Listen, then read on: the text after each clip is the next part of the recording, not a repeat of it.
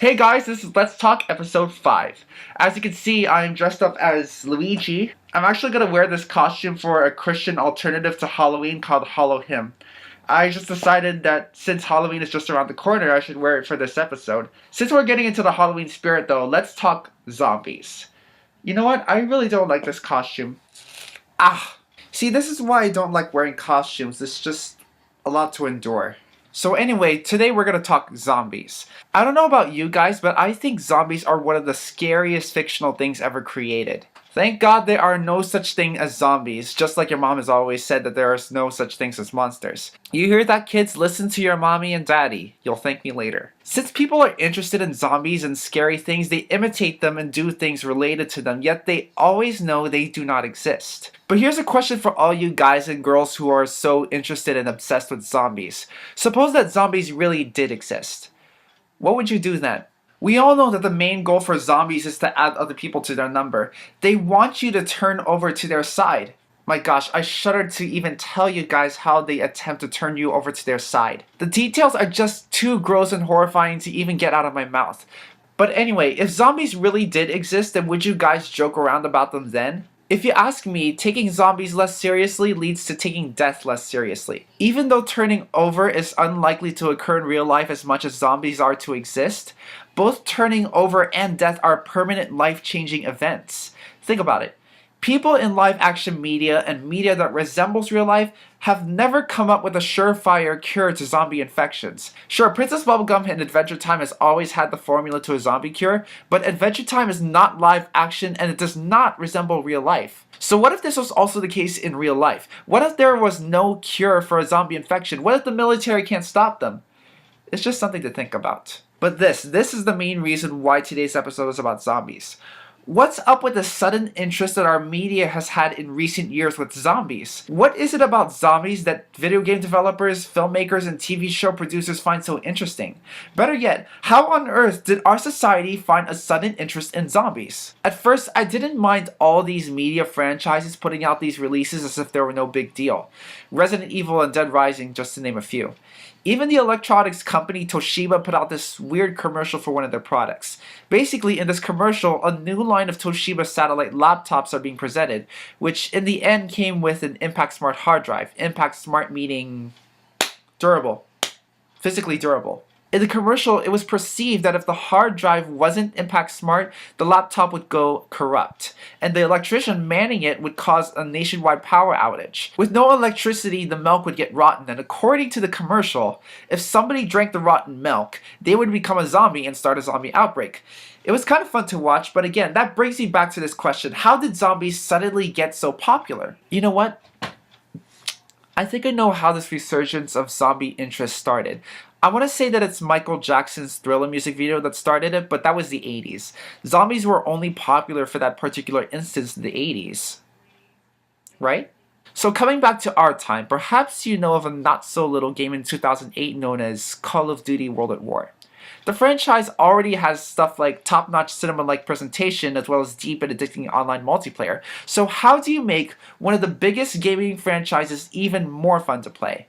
Add a gameplay mode where you can shoot up wave after wave of Nazi soldier zombies. In all the Treyarch developed Call of Duty games after that, the zombie mode always came back.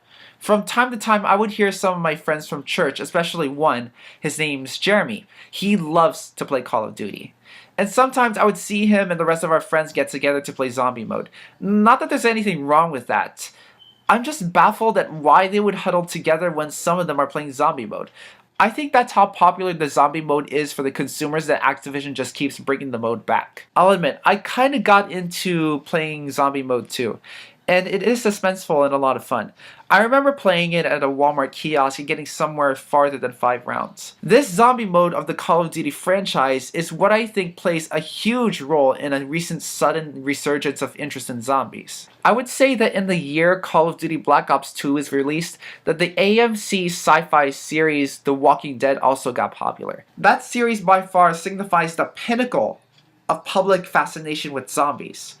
A lot of people watch it. Even my music history teacher from earlier in college watches it. I have friends on Facebook whose status updates would say something like, oh my gosh, the Walking Dead season premiere! And I would be like, come on, Walking Dead again? Then again, I haven't seen any of the episodes, and I do not plan to at all. I'm just not interested. I know what you guys are thinking. Don't knock it till you try it. Well, that's just me, okay? That's all I can really say. And speaking of my church friends, 3 of them actually decided to dress up as zombies in Hollow Hymn last year, each of them depicting a career they would like to pursue. The costumes were really cool, and I think this group won 2nd place in the costume contest. That still does not convince me that zombies are something to get interested in. Other zombie-related franchises, Plants vs. Zombies. Gameplay itself is very addicting. I don't play it anymore because I don't want to get too sucked into it. Speaking of which, you may remember that Ubisoft and Nintendo were big on making a Wii-exclusive survival horror game called Zombie U to get people to buy a Wii U. One gameplay mechanic they included in this game is that you can play as several different people. You'll play as one person for as long as you can until that person dies or becomes infected. When that happens, you play as a different person and continue the game from there. I expected this game to be a more realistic zombie survival game. That's the one problem I have with this game. It's not realistic or challenging enough.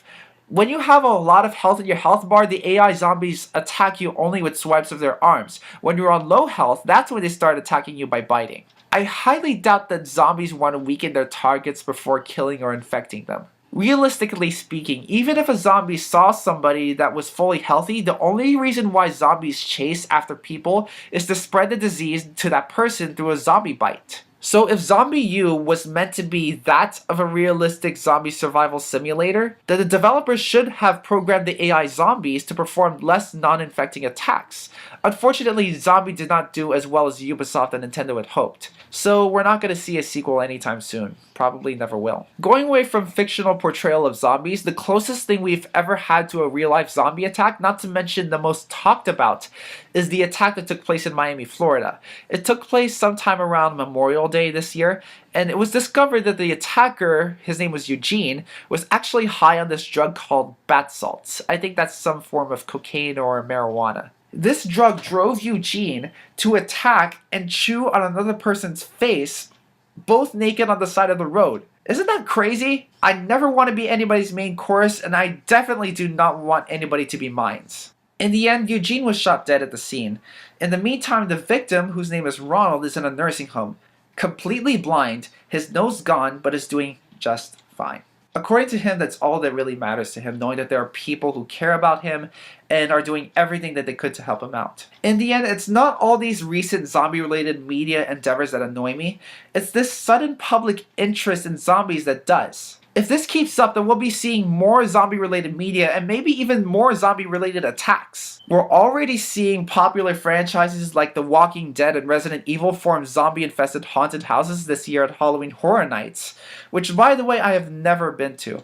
I just hope this public interest in zombies dies down to a more manageable level. Better yet, here's what I hope for everybody in all of history from this point forward. The idea that it's okay for a human being to be eaten or chewed on, whether it be by another human being or not, should be completely out of the question. So what do you guys think? What are your thoughts on zombies and this sudden recent interest in them? And what would you do if a zombie apocalypse really did happen? Answer these questions by leaving comments down below. And I would like to say this again, everybody. Be sure to tune in November 15th for my video review special, The Big 3, where I will review my picks for the 3 best Wii games ever.